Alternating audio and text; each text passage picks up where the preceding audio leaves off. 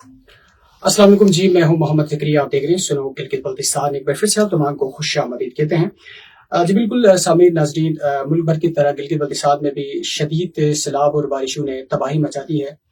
कई घर उजड़ चुके हैं और कई लोग जो है मुतासिर हो चुके हैं।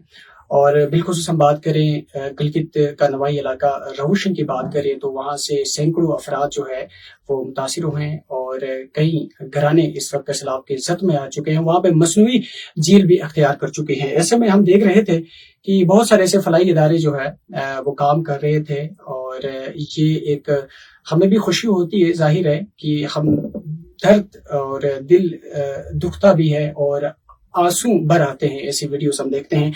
तो फलाई इदारों का बहुत ही बेहतर एक अहमियत का हामिल है। ऐसे में अल खिदमत फाउंडेशन जो कि पाकिस्तान की सबसे बड़ी तंजीम है, फलाई इदारा है, और कोई भी इस तरह का मुश्किल वक्त पेश आता है तो अल खिदमत फाउंडेशन की जो टीम वहाँ पे पहुँचती है।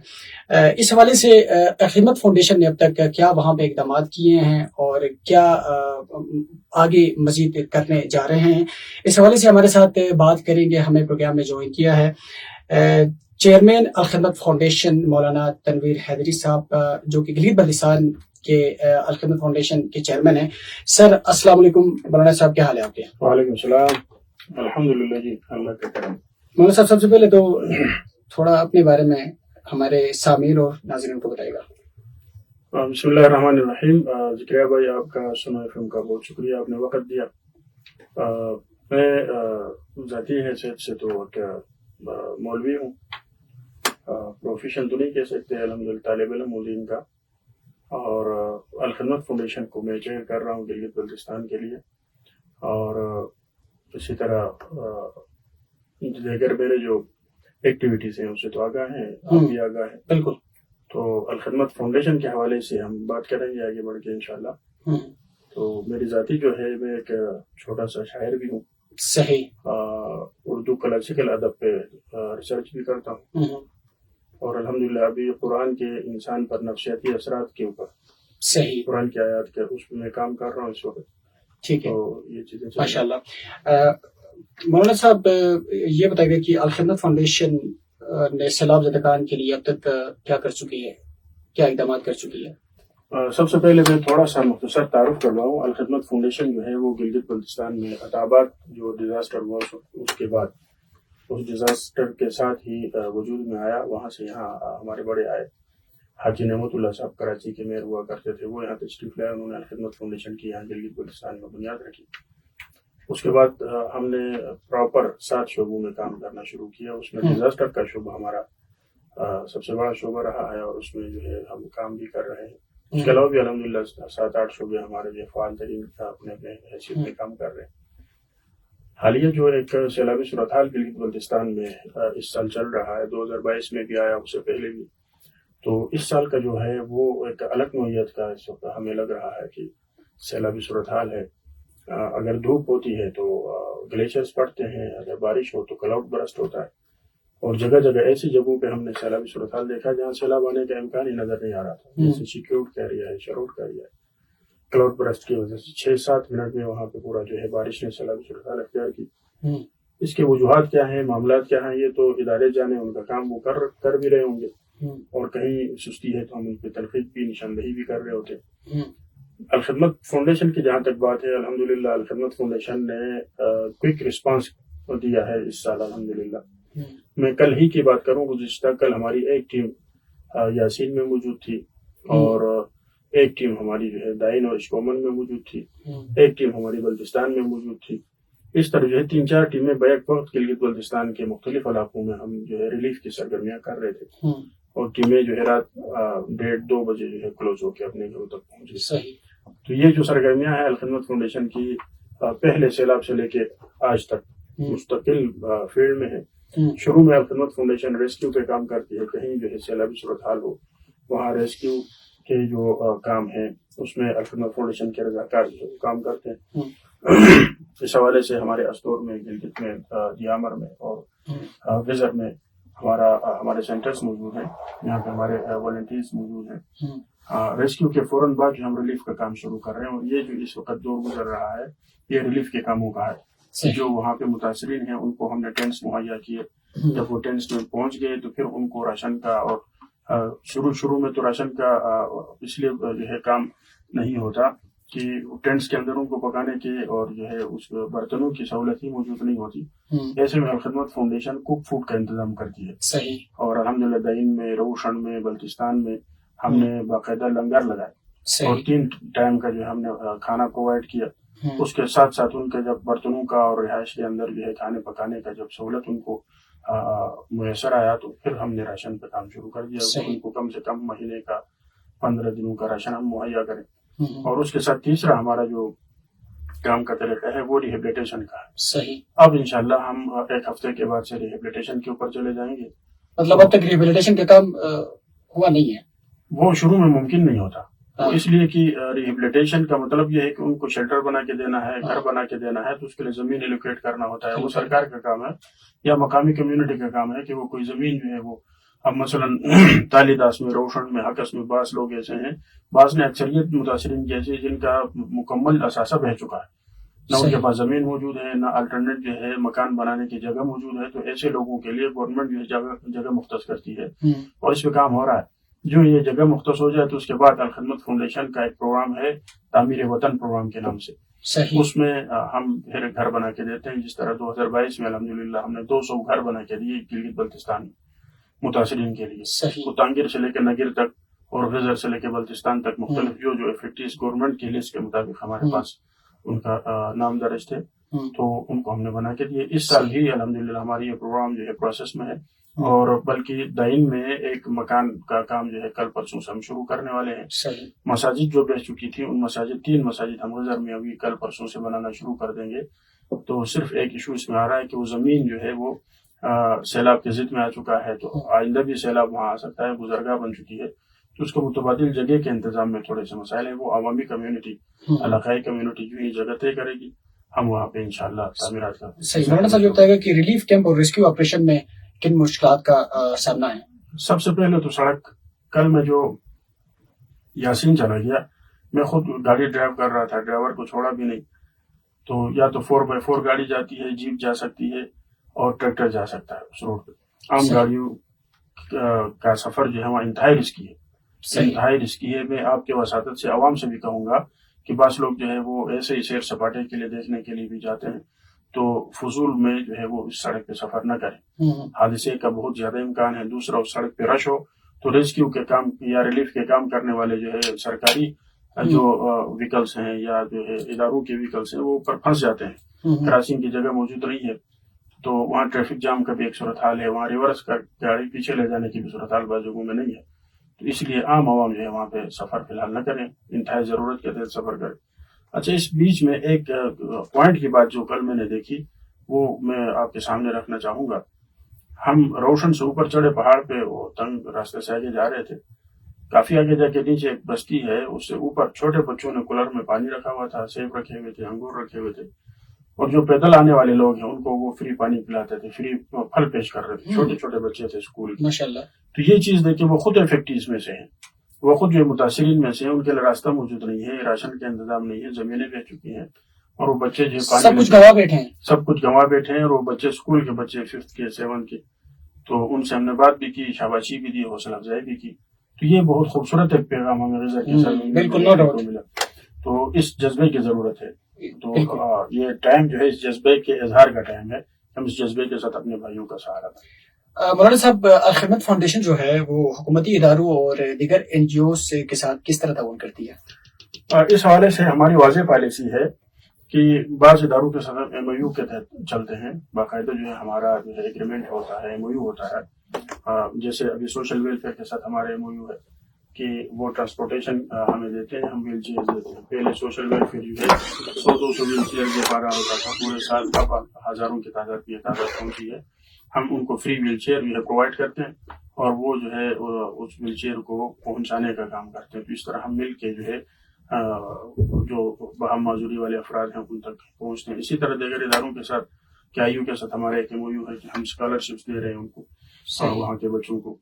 تو یہ ایک طریقہ کار ہے. دوسرا جو ہے ڈیزاسٹر کے اندر پھر ہم ان سے جو ہے معلومات ہماری شیئر ہوتی ہے فوری.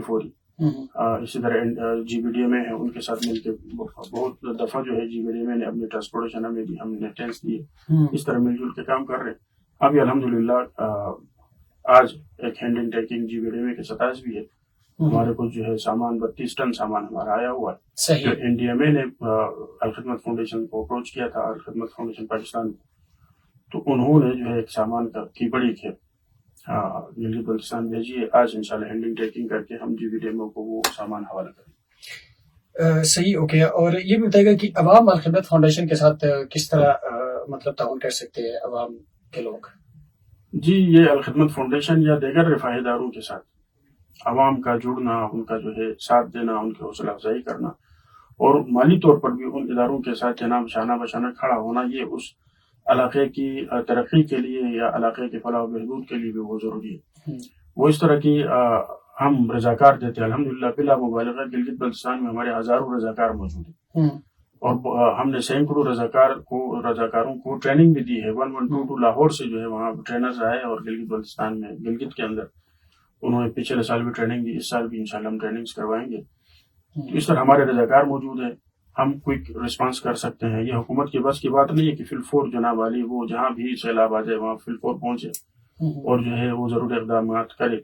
اس کے لیے ضروری ہے کہ فلاحی تنظیمیں کھڑے ہوں، رضاکار کھڑے ہوں، حکومت کے شانہ بشانہ کھڑے ہوں اس سخت حالات میں، اور جو ادارے ہیں ان کے ساتھ کھڑے ہو کے وہ کام کریں.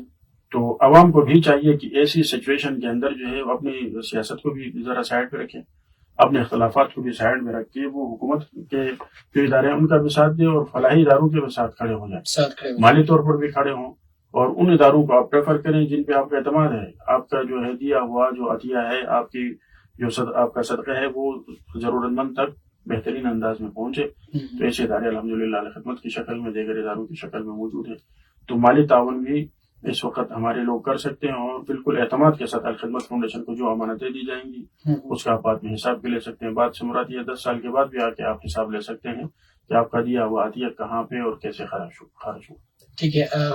ہم نے سنا تھا کہ آپ آج صبح 4 بجے میرے خیال میں 3-4 بجے پہنچے، 2 بجے میرے خیال میں پہنچے ہیں، رات کے 2 بجے پہنچے ہیں گلگت. کہاں سے آ رہے تھے؟ اس حوالے سے بھی بتائیے گا. یہ ہوا یہ کہ یہ جو تالے داس کا روشن کا جو حادثہ ہے، اس سے پہلے یاسین میں جو ہے وہ ڈیزاسٹر ہوا تھا، سیلاب آئے تھے اور بہت افیکٹس بھی ہوئے. کل جہاں میں گیا تھا وہاں تو 12 گھروں کی چھتوں کے اوپر ہم کھڑے رہے. سیلابی ریلے کے نیچے گھر موجود تھے، وہ گھر موجود کیا تھے، وہ تو ملیامٹ ہو گئے ہیں، پورے بستی تھی. تو وہاں پہ بیٹھ کے وہاں مٹی ہے اور جو ہے پہاڑی تودے جو ہے سیلابی تودے گرے ہوئے. تو وہ لوگ جو ہے 14 اگست سے لے کے آج تک انتظار میں تھے کہ کوئی مدد کو پہنچے. وہاں موجود جو ہے دیگر کچھ فلاحی تنظیمیں اور ڈیزاسٹر کے جو ادارے ہیں ان کے پاس جو موجود چیزیں تھیں وہ تو تھیں. اس کے بعد جو ہے یہ ہوا کہ تالی داس والا واقعہ ہوا اور راستہ بند ہو گیا. تو کل پرسوں ہمیں پتہ چلا کہ راستہ کھل گیا. تو کل پہلی فرصت میں الحمدللہ ہم صبح کل 6 بجے نکلے یہاں سے، اور تقریباً 4-5 بجے ہم وہاں پہنچے. تو جو سامان تھا ہمارا تھوڑا لیٹ آیا، وہ تقریباً 6:30 بجے ادھر پہنچا. صحیح. وہاں کی صورتحال کے حوالے سے بتائے گا مولانا صاحب. ظاہر ہے کئی گھر اجڑ گئے ہیں، تو ان کے کیا تاثرات تھے اور ان لوگوں کا کیا کہنا تھا؟ اس حوالے سے میں ایک منظر جو میں نے کل یاسین میں دیکھا وہ یہ تھا کہ فروٹ کی دکانیں بالکل خالی ہیں، سبزی کی دکانیں بالکل خالی ہیں، اور پیٹرول کی قیمت 430 سے اوپر چلی گئی تھی. ابھی حکومت نے کھینچ کھانچ کے جو ہے وہ 350-320 تک لے کے آئے. 1 لیٹر پیٹرول کا. اس مرغی کل وہاں پہ نہیں ملی. تو کاروبار بالکل ختم ہے، لوگوں کی عام ضروریات وہاں موجود نہیں ہے عام درخت کی وجہ سے. تو یہ تو میں سمجھتا ہوں کہ اس ڈیزاسٹر کی وجہ سے پورا یاسین جو متاثر ہے. ڈائریکٹلی جو متاثر ہوئے وہ بھی 50-60 سے زیادہ گھرانے ایسے جو ملیامٹ ہو چکے ہیں، جو درکت میں ہیں. اچھا، اس طرح جو ہے آگے مختلف نام ہیں جگہوں کے، تھوئی میں ہے، تاؤس میں وہ جو چشمہ ایک علاقہ ہے وہاں پہ دیدارگاہ کے ساتھ وہ ختم ہو چکا ہے. سکول وہاں پہ ختم ہو چکے ہیں، وہ بالکل جو ہے سیلاب کی ضد میں آئے ہوئے ہیں. تو جب عام لوگوں کی یہ سچویشن ہے وہاں پہ، تو سیلاب متاثرین کے سچویشن کا آپ اندازہ کر سکتے ہیں. مطلب عام لوگوں کا یہ صورتحال ہے وہاں پہ. جی بالکل. تو جہاں تک بات کریں کہ مصنوعی جھیل، ہر کسی کی زبان پہ آج کل یہی چلتا ہے کہ چل رہا ہے، بلکہ کہ روشن نے مصنوعی جھیل اختیار کر چکی ہے. ان کیس اگر پھٹ جائے تو گلگت شہر کے لیے خطرہ ہے. گلگت کے دریائے گلگت کے ساتھ جتنی آبادی بستی ہے ان کے لیے بڑا خطرہ ہے. تو آپ ظاہر ہے وہاں ہو کے آئے ہیں, ابھی بھی میرے خیال میں ایکٹیویٹیز آپ لوگوں کی وہاں پہ جاری ہے, تو کیا سمجھتے ہیں آپ لوگوں نے؟ اوور ویو تو آپ لوگوں نے کیا ہوگا, اس اوور ویو بھی کیا ہے. میں خود جو ہے اس جگہ میں 3 دن 4 دن پہلے گیا, میں نے دیکھا جہاں سے دریا جو ہے وہ ٹوٹتا ہے اور جو بند بنا ہوا ہے, مصنوعی تو نہیں کہہ سکتے, حادثاتی جھیل کہہ سکتے. تو وہاں خود میں نے وزٹ کیا, میں نے چیک کیا, دریا کے ٹوٹنے کا کوئی امکان نہیں ہے. اچھا جی, اوپر سے جو ملبہ آیا ہوا ہے اس میں جو مٹی پڑی ہوئی تھی, وہ مٹی دریا جو ہے کہ پانی نے مٹی کو بہایا, نیچے بولڈرز پڑے ہوئے ہیں, پتھر پڑے ہوئے ہیں, تو وہ تو اپنی جگہ سے نہیں ہلیں گے. جس پتھر نے یا جس مٹی نے ہلنا تھا وہ ہلا, جس پانی نے ٹوٹنا تھا ٹوٹا. باقی جو پانی وہ سردیوں کے اندر جو ہے 10-12 فٹ نیچے کر کے سپل وے ایک بنایا جا سکتا ہے. فی الحال گنجائش اس لیے نہیں کہ ابھی چھیڑ چھاڑ کریں گے, زمین کے نیچے دلدل موجود ہے, جو ملبہ آیا ہوا ہے اس کے نیچے جو ہے دلدل موجود ہے, مٹی موجود ہے, پانی موجود ہے, وہ ہلتی ہے زمین جب آپ زور سے پاؤں مارتے ہیں. ابھی چھڑیں گے تو ہو سکتا ہے وہ جھیل جو ہے اس کے وزن سے وہ پھر کھسکنا شروع ہو جائے, ایک دم پانی آ جائے. سردیوں میں اس کو جو ہے 10-12 فٹ نیچے کریں گے تو میرے اندازے کے مطابق 100 سے زیادہ مکانات کو دوبارہ جو ہے نمودار کیا جا سکتا ہے زمین سے. بہت سارے مکان ایسے جن کی چھتیں نظر آ رہی ہیں, بعض کی کھڑکیاں نظر آ رہی ہیں, کھڑکیوں سے نیچے پانی موجود ہے. تو 10-12 فٹ نیچے کریں گے تو کافی سارے متاثرین کے گھروں کو دوبارہ واگزار کیا جا سکتا ہے. صحیح. مولانا صاحب یہ بتائے گا کہ مزید کیا بہتری مطلب کیا کیا جا سکتا ہے؟ میرا مراد ہے کہ مزید حکومت کی جانب سے بھی, فلاحی تنظیمیں بھی ماشاءاللہ سے بھی وہاں پہ پیش ہیں, مزید ان لوگوں کے لیے کیا اقدامات کرنے کی اس وقت ضرورت ہے؟ جی, سب سے پہلے تو یہ ہے کہ ہمیں ڈسپلن ہو کے اور تمام اداروں کو اور حکومت کو ایک سمت میں ہو کے کام کی ضرورت ہے. ہم منتشر کام کرتے ہیں, جیسے بہت سارے فلاحی ادارے ہیں وہ چاول لے کے جا رہے ہوتے ہیں اور چاول ہی چاول ہوتا ہے, بعض آٹا لے کے جاتے تو آٹا ہی آٹا ہوتا ہے. سب سے پہلی بات یہ ہے کہ متاثرین کی ضروریات کو دیکھا جائے. تو اس میں پھر مس کمیونیکیشن کا بھی پھر بڑا گیپ آیا. جی, مس کمیونیکیشن تو ہے, بالکل ہے.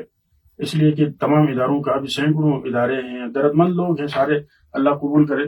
تو عام لوگ بھی ایک اکٹھ بنا کے وہ چندہ جمع کرتے ہیں, ادھر پہنچنے کی کوشش کر رہے ہیں اپنے بھائیوں کے ساتھ. اور یہ ایک حسن ہے, گلگت بلتستان کا حسن ہے, ہمارا ایک درد ہے, ایک دوسروں کو بھائی چارگی کا اظہار بھی ہے.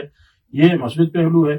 اس کے اندر جو ہے تھوڑی سی سیکھنے کی ضرورت یہ ہے کہ ہم آپس میں کمیونیکیشن میں رہیں اور ایک ڈیسک قائم ہو. بلکہ روشن میں ہم نے ایک بہتر چیز یہ دیکھی کہ انہوں نے ایک کمیٹی بنائی ہے, تمام علاقوں پر مشتمل انہوں نے افراد لیے ہیں اور ایک کمیٹی بنائی ہے اور تمام چیزیں اس کمیٹی کے حوالے کرتے ہیں. اب کمیٹی اس کے بعد دیکھ کے ترتیب کے ساتھ جو ہے وہ تقسیم کر رہے ہوتے ہیں, مگر ضروریات کو سامنے رکھ کے. بلکہ میں گورنمنٹ سے گزارش کروں گا کہ وہ اس چیز کا کچھ اعداد و شمار جو ہے وہ ڈسپلے کریں کہیں پہ, یا جو ہے چینلز کے ذریعے سے اس کی تشہیر کرے کہ فی الحال اس چیز کی ضرورت ہے. فی الحال جو اب مثلا میں نے جو سب سے زیادہ محسوس کیا وہ خواتین کے کپڑوں کی, اور مثلا میں دائن میں چلا گیا تو وہاں گھر تو سارے بہہ گئے ہیں. اچھا, کپڑے تک نہیں ہیں, جوتے تک نہیں بچے ہیں. خواتین مرد حضرات کپڑے میں گزارا بھی کر لیں گے, کہیں دریا کنارے نہا بھی لیں گے.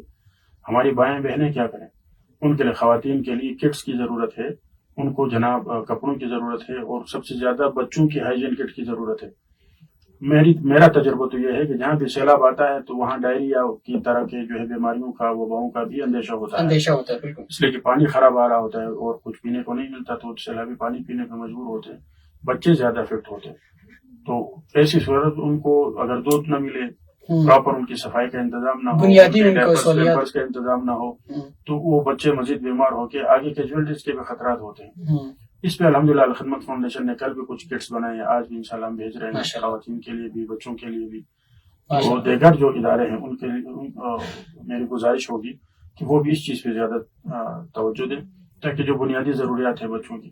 ایک اور واقعہ جو ابھی میں نہیں بھولوں گا, اور میرے خیال میں جب تک یادداشت ساتھ دے, میں دین میں چلا گیا تو 2 بچیاں تھیں, انہوں نے ملبے سے کھود کے اپنا بستر نکالا ہوا تھا. 2 بچیوں نے تو وہ بستر کیچڑ سے بھرا ہوا تھا. کتابیں باہر نکالی, کتابوں کو دھویا, پھر اس سکھانے کے لیے رکھا ہوا تھا. اس میں تھوڑا سا میں نے لکھا بھی کہ الفاظ اگر مٹ گئے تو کیا ہوا, 1-2 لفظ ان کو پڑھنے کو ملیں گے.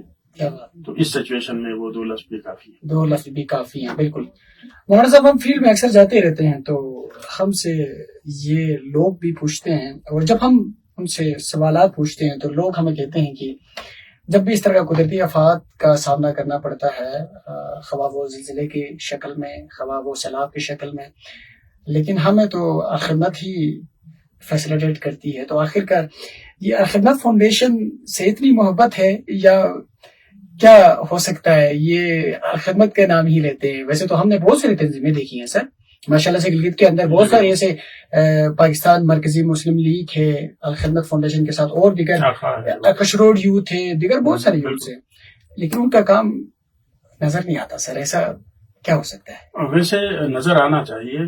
کوئی بندہ کم کام کرتا ہے، زیادہ کرتا ہے، تو اس کو یاد رکھنا چاہیے.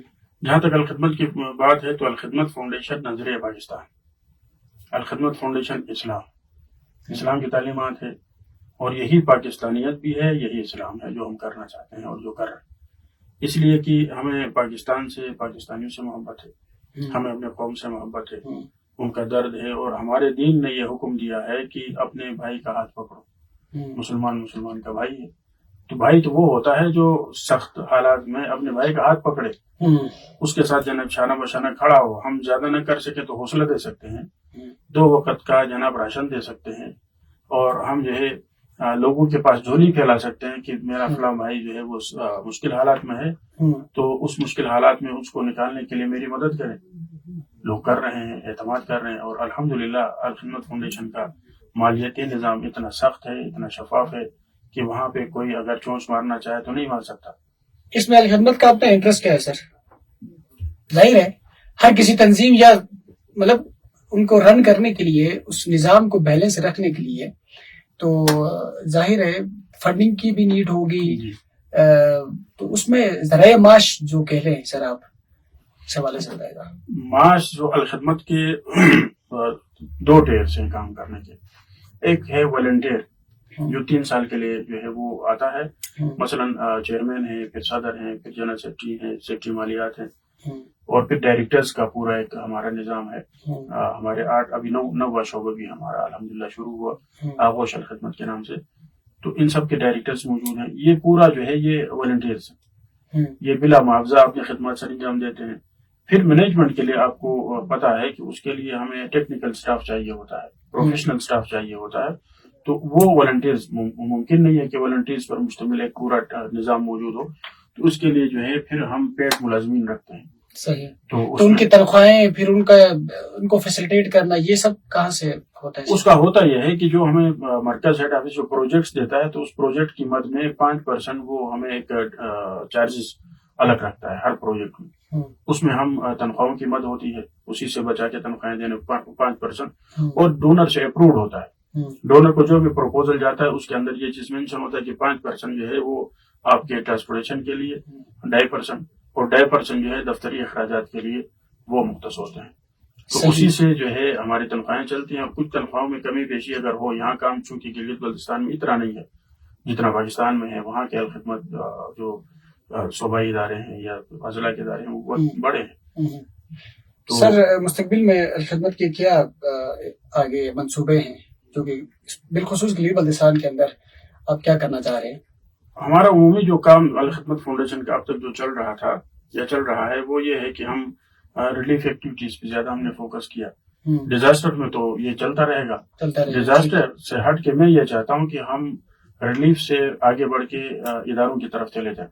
ہم جو پروجیکٹس لے کے آ جائیں. مثلا ہم نے بڑو قابل پروجیکٹ اب لانچ کرنے جا رہے ہیں، جس کے اندر بلا معاوضہ ہزاروں بچوں کو IT سکلز دیں گے، اور ان کو جو ہے اس میدان کے اندر جو ہے ہنرمند بنا کے روزگار کی طرف لے کے جائیں گے. جیسا کراچی میں، لاہور میں، پشاور میں، پاکستان کے بڑے شہروں میں یہ کامیابی کے ساتھ چل رہا ہے. تو گلگت بلتستان میں بھی یہ عنقریب لانچ ہونے جا رہا ہے. منظوری آ گئی ہے، اس کا مینیجر اپوائنٹ ہوا ہے. اب دفتری کچھ معاملات چل رہے ہیں، وہ جو ہی کلیئر ہوتے ہیں تو ہم یہ کام انشاءاللہ وہ باہر لے کے آئیں گے. اس کے ساتھ ساتھ بسیم کے اندر ہم نے ایک بیوہ خواتین کے لیے گارمنٹس فیکٹری کا الحمدللہ انتظام کیا. اس کا کام آخری مراحل میں. گارمنٹ فیکٹری ہے سر. جی سر بنانے کے بعد پھر اگر وہ فعال نہ ہو، جیسے کہ ہم نے دیکھا ہے کہ یہ ایک خواتین مارکیٹ یہ چنار باغ میں جی وہ اس وقت فعال نہیں ہے سر. وہاں پہ نہ تو بجلی کا کوئی ایسا سسٹم ہے انتظام کیا گیا ہے، نہ اور کوئی وہاں پہ سہولیات ہیں جو ایک خواتین مارکیٹ کے لیے بہت ضروری ہوتی ہیں. تو ایسے میں وہاں پہ پھر آپ لوگوں نے کیا، ظاہر ہے کوئی اسٹریٹجی تو آپ لوگوں نے بنائی ہوگی. جی اس حوالے سے یہ ہے کہ جو مارکیٹ کی آپ نے مثال دی ہے، میں سمجھتا ہوں اس کی منصوبہ بندی جو ہے اتنی مضبوط نہیں رہی ہوگی. اگر کسی بھی پروجیکٹ کے شروع میں منصوبہ نہیں بناتے، اس کے لیے پلاننگ نہیں کرتے، پلاننگ کو آپ توڑ کے جناب والی اس کے حصوں پہ صحیح طریقے سے عمل نہیں کرتے، تو وہ پروجیکٹ فیل ہو جاتا ہے، جس طرح ہمیں نظر آ رہا ہے. اب اس میں کیا وجوہات رہی اور وجوہات بھی ہو سکتی ہیں. جہاں تک ہمارا تعلق ہے، ہم ایک پروپوزل ڈیزائن کرتے ہیں اور اس پروپوزل کو 3 سال تک ہم آگے لے کے جاتے ہیں کہ 3 سال کے اندر ہم نے یہ کام کر رہے ہیں. تو وہ جو ہم نے پروجیکٹ لانچ کیا ہے، اس کے اندر سب سے پہلے تو یہ ہے کہ ہم نے بیوہ خواتین کو سکھانا ہے، ڈیزائننگ سکھانی ہے، بیگ بنانا سکھانا ہے، دیگر چیزیں بنانی سکھانی ہے.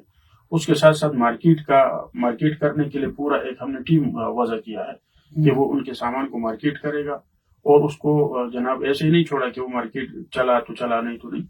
وہ پروفیشنلز پہ مبنی ایک مارکیٹنگ ٹیم ہوگی جو اس کے پروڈکٹ کو مارکیٹ کرے گی.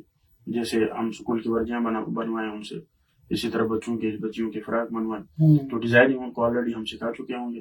تو جو خاتون وہاں پہ صحیح سیکھے گی تو اس کے گھر میں بھی اگر سیٹ اپ وہ لگانا چاہتے ہیں، ہم لگا کے دے کے اس کو وہاں سے فارغ کریں گے، دوسرے خاتون کو وہاں پہ انٹر کریں گے.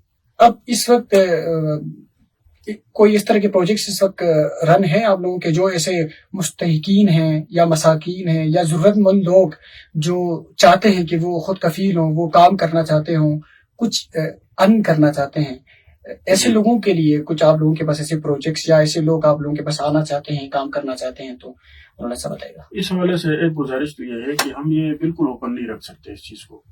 اگر بالکل اوپن کر کے عوام کو دعوت دیں کہ آئیں جی ہم سے استفادہ حاصل کریں، تو ممکن نہیں ہے کہ ہم تمام عوام کو جو درخواستیں ہم کو اکوموڈیٹ کر سکے. ہم نے اس کے لیے ابتدائی اگلا عمل بنایا کہ ہم بیوہ خواتین کے لیے کریں جن کے گھر میں آمدنی کے ذرائع موجود نہیں ہیں، بچے چھوٹے ہیں. تو الحمدللہ اس سال ہی میں نے اپنے ہاتھوں سے 24 دکانوں کا افتتاح کیا ہے، جو گھروں میں ہم نے بیوہ خواتین کو بنا کے دیے، بونجی سے لے کے جو ہے گلگت تک. تو مزید اس کو ہم آگے بڑھا رہے ہیں. تو اس میں بہت سارے سکسیس سٹوریز موجود. سلائی کڑھائی کا بھی کوئی نہیں، اس میں مختلف طرح کے، مثلا ہمارے پاس کوئی 600 پلس بیوہ خواتین رجسٹرڈ ہیں جن کے بچوں کو ہم ماہانہ اسکالرشپ دے رہے ہیں. صحیح. تعلیم کے 1200 بچوں کو الحمدللہ ہم ماہانہ تعلیمی اسکالرشپ دیتے ہیں، اور وہ پیسے اس کے ماں کے اکاؤنٹ میں جاتے ہیں ڈائریکٹ منتھلی. تو اس سے بچے کی تعلیم جو ہے وہ ہو رہی ہے. اس کے چیک اینڈ بیلنس کا پورا ایک سلسلہ ہے کہ بچہ پڑھتا ہے نہیں پڑھتا. پھر اس کی ماں کی صورتحال ہماری نظروں میں آتی ہے کہ اس کی جو ہے فائنینشیل صورتحال وہ نہیں ہے، تو بس مائیں وہ اسکالرشپ کے پیسے بھی گھر میں استعمال کر رہی ہوتی ہیں. تو بہت سارے کیس ایسے آئے کہ بچے اسکول نہیں جا رہے تھے، اسکول سے ڈراپ ہوئے تھے. اس کی ہم نے جب تحقیقات کی، پتہ چلا کہ جناب وہ جو 3 بچے کے رجسٹر ہیں بیوہ خاتون کے، تو 15,000 روپے ان کو منتھلی ملتے.